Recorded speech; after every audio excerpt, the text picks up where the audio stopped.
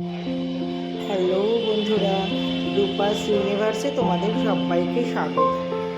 দেখো, হঠাৎ করে আমরা সপরিবারে পৌঁছে গেলাম দক্ষিণেশ্বর মায়ের ডাকে। একদম প্রোগ্রামটা আগে থেকে করাই ছিল না। হঠাৎ সকালবেলা ঘুম থেকে উঠে হাজবেন্ড বললো আজকে ওর অফ ডে, তো আমি বললাম চলো তাহলে দক্ষিণেশ্বর যাওয়া যাক।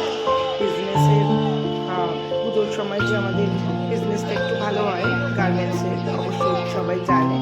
তো বিজনেসের শুরুতেই মাকে একটা শাড়ি দিয়ে পুজো দিয়ে আসা যাক, সেই সূত্রে আমরা চলে গেলাম দক্ষিণেশ্বর।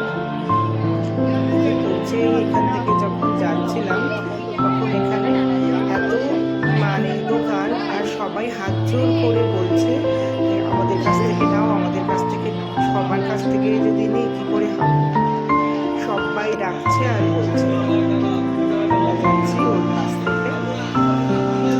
কিন্তু জানো তো, এখান থেকে যাওয়ার সময় যে ডালাগুলো 20 টাকা করে, 50 টাকা করে, 30 টাকা করে যে ডালাগুলো, ওগুলোই কিন্তু ভেতরে জানো তো অনেক দাম বেশি। সেগুলোই 100 টাকা 200 টাকা, এদের কাছে অনেক কম দাম। আর ভেতরে যে দোকানগুলো ওদের কাছে অনেক বেশি দাম, অনেক বেশি। দেখো আমরা চলে গেলাম। এখানে যেতে যেতে মায়ের মন্দিরে তো ঢুকতেও দেয় না ক্যামেরা নিয়ে, মোবাইল দিয়ে, আর মায়ের মন্দির ভেতর থেকে দেখাও যায় না।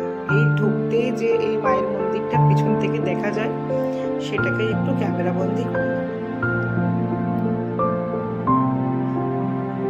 পিছন থেকেই মন্দিরটা পুরোটুকু দেখা যায়, আর সামনে ভেতরে চলে গেলে একটুও দেখা যায় না।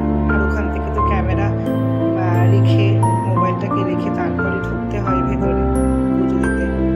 তো পেছনটা দেখো তোমাদের দেখাচ্ছি।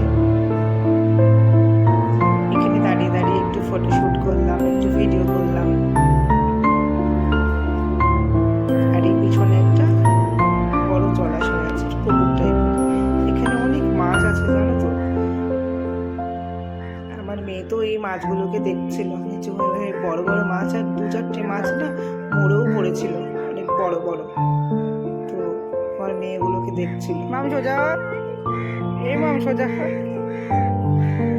ওকে আবার আমি একটু বলছি, আমি ক্যামেরা করছি, এদিকে একটু তাকা, একটু তাকালো। চলো আবার ভেতর দিকে যাওয়া যাক। এই যে আসছি এখন, ওখান থেকে ডালা নেব। আমরা যেহেতু বাড়ি থেকে স্নান করেই যাই, কারণ ওখানে জামা কাপড় ছাড়ার পরিস্থিতিটা ভীষণই খারাপ, একদম বাইরে সবাই জামা কাপড় ছাড়ে। তো ওখান থেকে ডালা নিয়ে পুজো কিন্তু আমাদের দেওয়া হয়ে গেছে। কারণ হচ্ছে ভেতরে নিতে দেয় না, বাইরে জমা দিতে হয় ব্যাগটা। তো আমরা পুজো টুজো দিয়ে আমরা একটু গঙ্গার পাড়ে যাচ্ছি। এখান থেকে গঙ্গার দিকে যাওয়া যায়। অনেকেই গঙ্গায় স্নান করছে। এই দেখো, গঙ্গার পাশে যেতে গিয়ে এখানে যে শিব মন্দিরগুলো আছে না, তার পেছনটা দেখা যাচ্ছে। এগুলোই মন্দিরের ভেতরে। প্রত্যেকটা শিব মন্দিরে গিয়েও আমরা দর্শন করে এসেছি বাবার।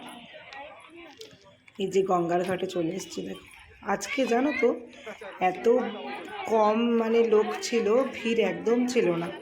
আমি কখনো দক্ষিণেশ্বরেতে প্রচুরবার এসেছি, এত ভিড় কমে আমি কোনোদিনও পুজো দিতে পারিনি। একদম ভিড় ছিল না, একটুও না। একদম কি বলো তো, মন্দিরের সামনেটায় যে কটা লাইন ছিল, একদম মন্দিরের সিঁড়িতে মাকে এত ভালোভাবে দর্শন করেছি যা কোনোদিনও আগে করিনি। এত স্নিগ্ধ মায়ের মুখ দেখে এত ভালো লাগে, আর এত সুন্দর করে সাজানো।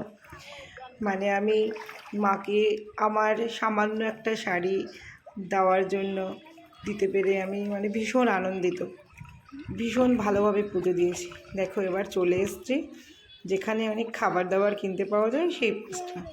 সেখানে এসে দেখো দেখছি একটু পুকুরের মধ্যে প্রচুর মাছ। বাস আমরাও টিফিন করে নিয়েছি, ওখান থেকে বেরোলাম। বেরিয়ে আবার এখান থেকে যাচ্ছি। যেতে যেতে দেখছি কত দোকানে নানা রকমের জিনিস। আমার মেয়ে একটা চাবির রিং নিল, আমি একটা শিব ঠাকুর কিনলাম, তার সাথে একটা নন্দী কিনলাম। তারপর আমরা আস্তে আস্তে বাড়ি চলে আসলাম। আমাদের পুরো দিনটা খুব ভালো কাটলো।